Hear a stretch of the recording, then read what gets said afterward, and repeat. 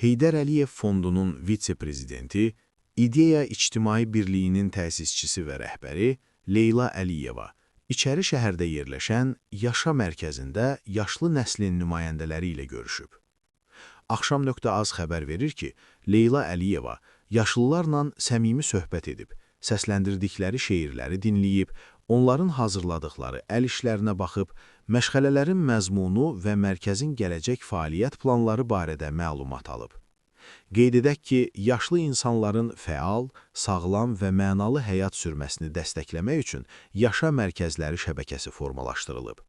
Hazırda bu mərkəzlər təkcə Bakıda deyil, eyni zamanda Mingəçevir və Şamaxı şəhərlərində də fəaliyyət göstərir. Müxtəlif regionlarda yaşayan ahıllar üçün sosiallaşma, öyrənmə və fəal həyat imkanları yaradır. Mərkəzdə yaşlı insanlar müxtəlif əl işləri, dekorativ tətbiqi sənət nümunələri və digər yaradıcılıq fəaliyyəti ilə məşğul olur.